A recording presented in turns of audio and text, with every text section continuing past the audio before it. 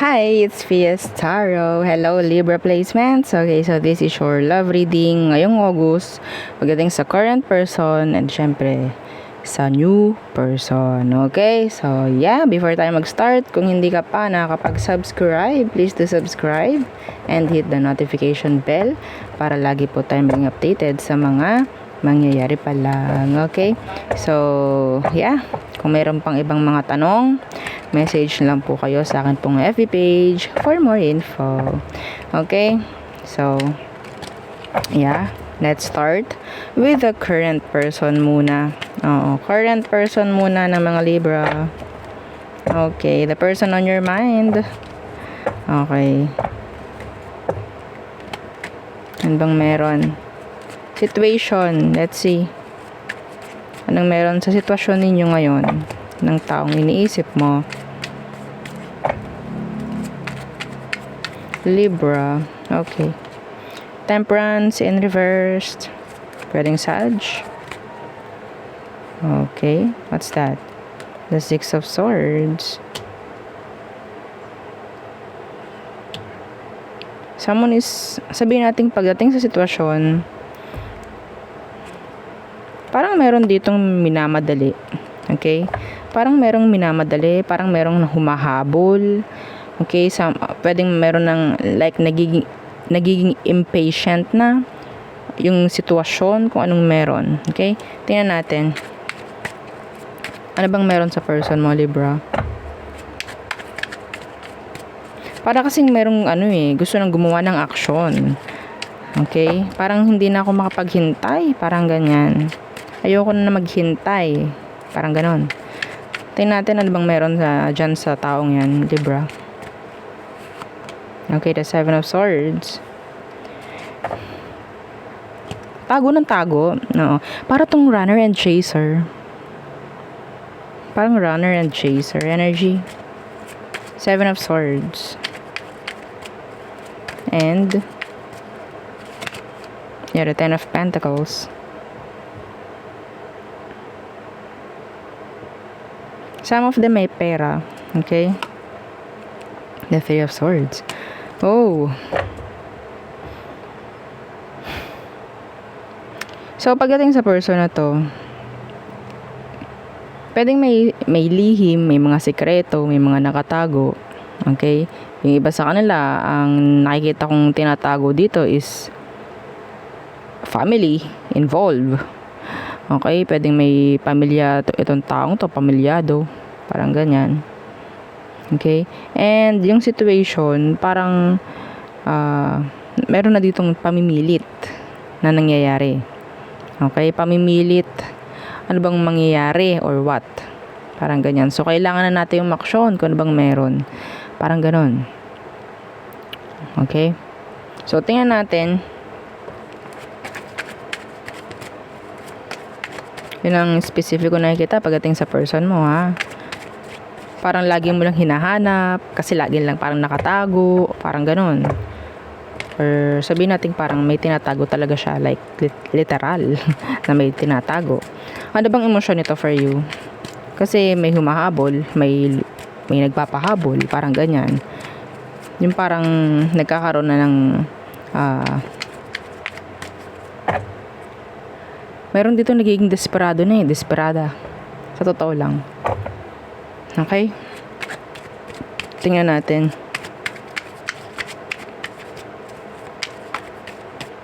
May hinahabol. Anong emosyon ito sa'yo?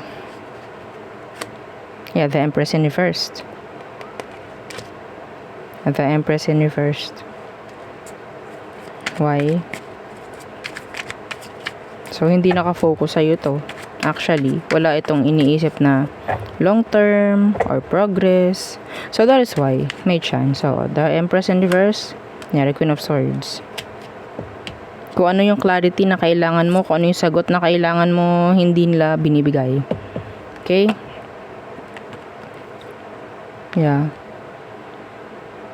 It's hopeless. Like, kahit anong gawin mo, hindi mangyayari. Parang ganyan. Pagdating sa emotion for you, ng taong ito, they are detached.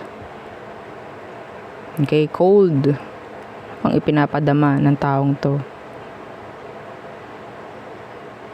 Iba sa inyo ha, ito. This is specific, hindi ito para sa lahat.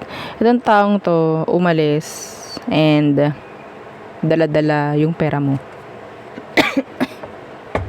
Merong illegal issue. May issue. May legal issue ako nakikita rito. So, kaya parang nagiging desperado ka na kasi hinahabol mo yung pera mo o yung ari-arian mo na pwedeng dinala ng taong to. Or sabihin nating nailagay rin under their name. Mga ganon. Okay? Oh my God. Oh my God. Libra.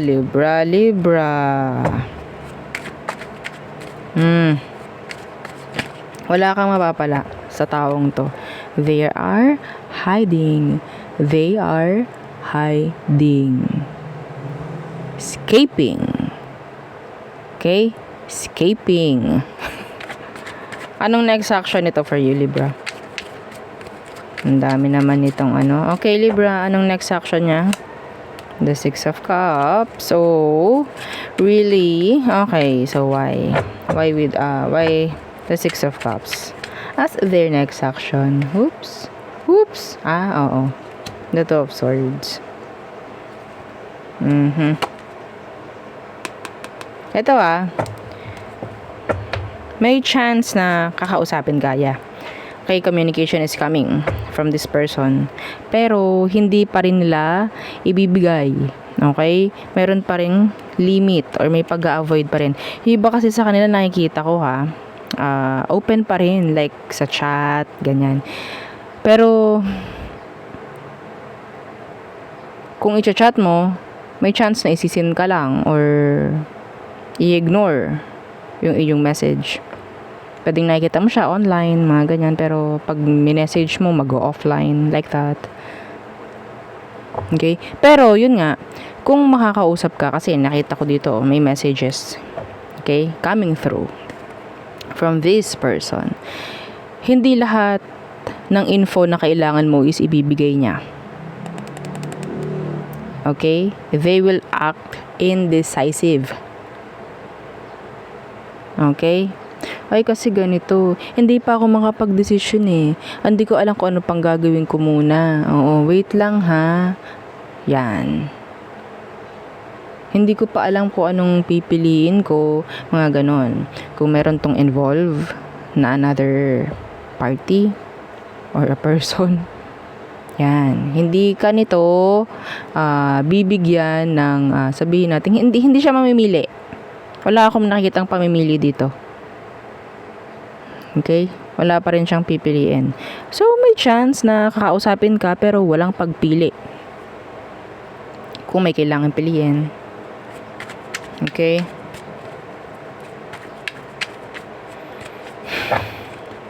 Advice for Libra. Okay. Advice. What's this? The Hierophant in reverse. If they don't commit, then don't commit. Okay? Kung di sila kumitan, kung di sila marunong mag-commit talaga, huwag ka rin mag-commit. Ganun lang. See, the Emperor in reversed. Huwag ka maglalagay ng sobrang effort pagdating dito.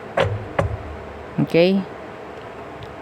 Kung kaya mong tumalikod ka. Yun nga lang, Miss Fia, ay kasi yung pera ko nasa kanya. Or yung, sabihin nating, anything legal. Kailangan naming maayos to Hindi kayo magkakaroon, ng magandang usapan kung kayo lang. Idaan nyo sa legal. Okay? Kung kailangan mo siyang kasuhan mo. Hindi ka kakausapin ito. Kung may ganyang sitwasyon, kailangan nyo talaga na idaan sa legal process. Okay? Legal process. Legal Legal. So, hindi nyo dapat kayo lang. Wala ka talagang mapapala. Sabihin sa'yo, okay, sige, babalik ko. Meron ka pinanghahawakan. Salita niya, Salita niya. Okay? Kung wala kayo nangyaring pirmahan, ganto, ganyan, babayaran ko, ganto, ganyan. Para saan pa yung usapan nyo? Baka sabihin pa yun, wala naman ako sinabi sa'yo. Magagalit ka pa. Magagalit ka lang. Wala ka pinanghahawakan eh. 'Di ba? So, kung may mga legal issue, idaan nyo sa legal. Ganun lang. Okay?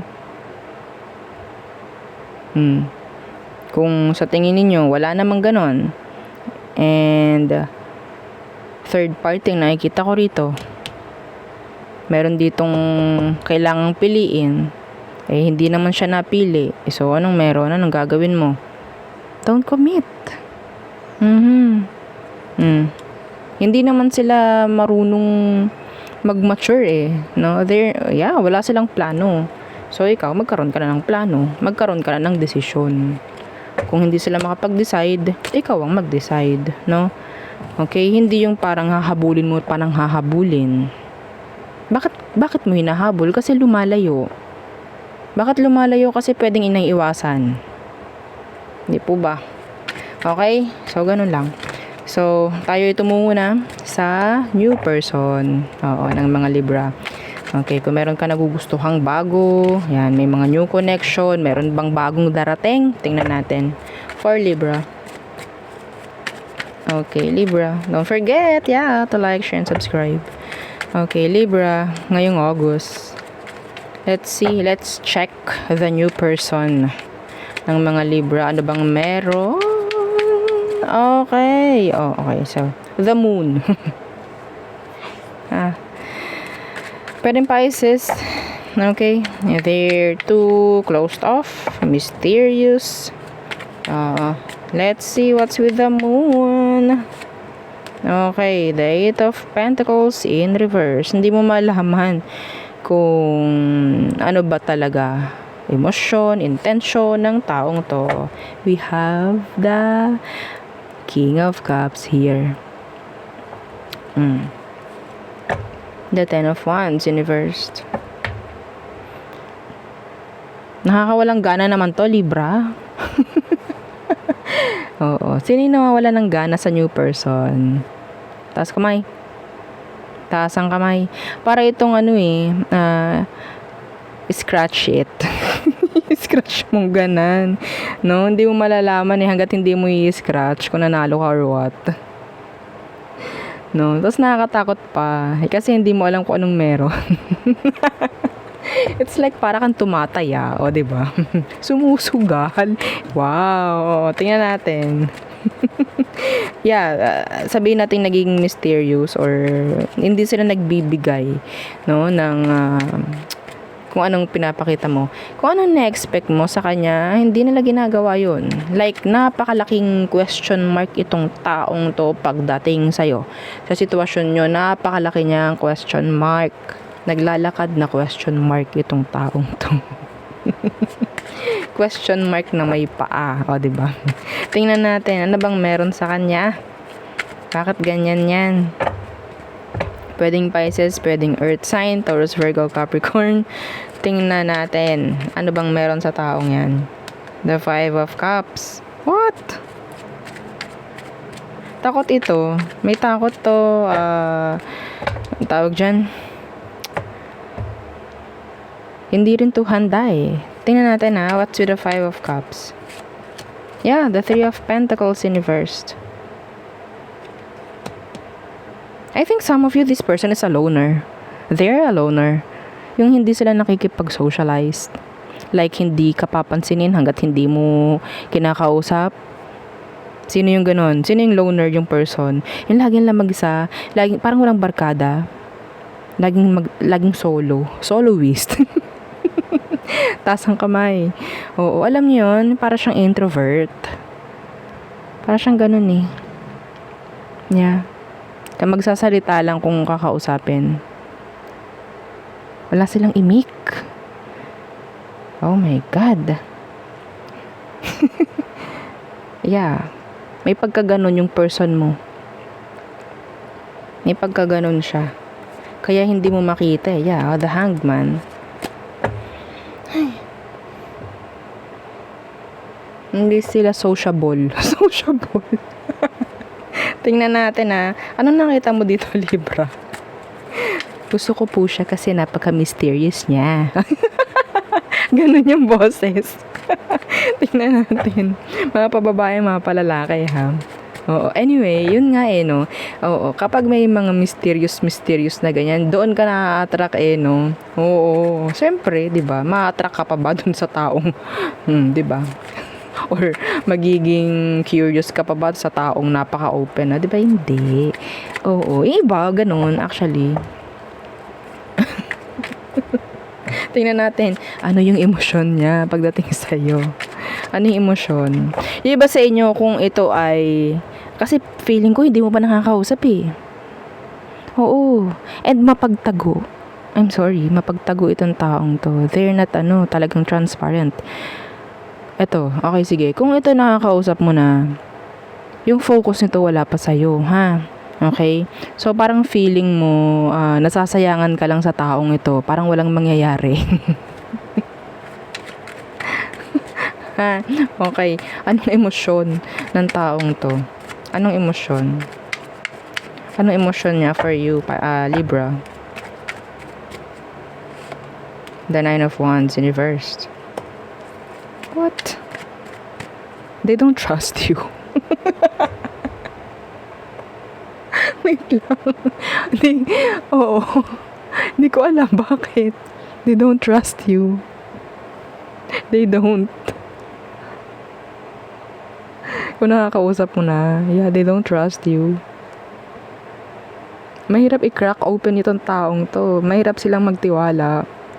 So maybe nagkaroon ito ng past na pwedeng may nangyaring hindi maganda, like na trauma itong taong to. Hirap silang magtiwala, Libra. Emotion nila is the Nine of Wands in reverse. Wala pa man kayo, may trust issue na to sa'yo. Napakaganda naman. See? The Four of Cups. Yeah, ang daming dilulo ng taong to. Oh my God. Why? Why the Nine of Wands in reverse? Grabe naman. I'm so happy for you, Libra. O, diba? Pinapasaya nyo ako masyado. Oh, Nine of Wands in reverse. See?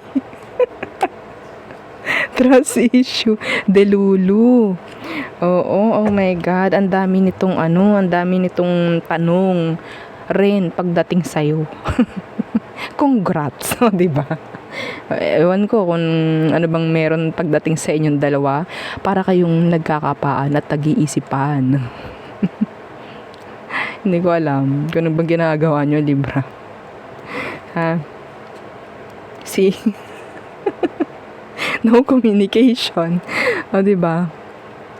Pwedeng hindi kayo nag-uusap ng taong to, sa totoo lang. Yeah. I think you're mirroring each other. Yeah, the moon, that's mirroring. Parang pinapakita mo, wala kang pakialam, siya rin, ganun. Pero, I think, the same kayo, like mutual. Yes, may ka-MU. Ang ganda naman. Ang ganda naman ng ka-MU mo. Ang ganda naman ng sitwasyon nyo. Oo. No speaking. Pero yes, mutual yung feelings. Ang hirap naman, Libra. Oo, para kayong nag-uusap kayo sa saan? Ang tawag doon? Sa utak. Sa utak kayo nag-communicate. Tingnan natin anong next action niya. Pinapawisan ako sa inyo. Libra. Oo, tingnan natin anong next action niya pagdating sa'yo. Oh, the Ten of Pentacles. Talaga. Tingnan natin. Why? Ano tong Ten of Pentacles na ito? This is commitments. Oo. Baka maging committed kayo sa pagiging silent. Wag naman, no? Oo. The Star in reverse. Oh my God. Yeah, the Justice. This is you. Napaka-komplikado naman ito, Libra. Ang komplikado niya. Oo. Alam nyo, Etong taong to, gusto ka. Ha? Gusto ka. Mirrored nga eh. Gusto ka. They want to commit. Pero napaka-hopeless naman niya. Napaka-hopeless ng taong to. May pananabotahe na ginagawa ito sa sarili niya. I don't know why. Okay, iisipin pa lang nito na kausapin ka, sasabotahihin na niya. Ay, baka hindi ko kausapin. Wag na lang. Parang ganun. Ay, sige, ngingitian ko siya. Oo, ngingitian ko siya ngayong araw pag nakita ko. Parang ganyan ha, ganyan yung mga iniisip ng taong to. Ngingitian ko si Libra pag nakita ko siya ngayong araw. At tahimik na kaunti, ay wag na lang pala. Baka ismidan ako. Ganon. O, diba? Ayoko na mag-read. Kukwentuhan ko na lang kayo. Oo, ganon siya. I don't know. Yeah, may takot eh. Oh, the Fool in reverse. Hindi ko malaman kung sobra ng planong ginagawa ng taong to. Gusto niya kasi perfect. Yung pwedeng mangyari. Paano pwede? Like, yeah. Ako na hinihirapan sa inyo. Tingnan natin, Libra. Ano ba magiging outcome nyo? Ano magiging outcome? My God. Buti nga. Joke lang. The Nine of Cups in reverse. This is unfulfilled. Unfulfilled. Kasi walang gumagawa eh. Kapag walang gumagawa, magiging unfulfilled to. Oo, unfulfilled desires. Unfulfilled dreams. Unfulfilled na kung ano man ang kinagugusto-gusto ninyo. Tingnan natin ano tong tawag ito, Nine of Cups in reverse. Parang meron tayong angel number.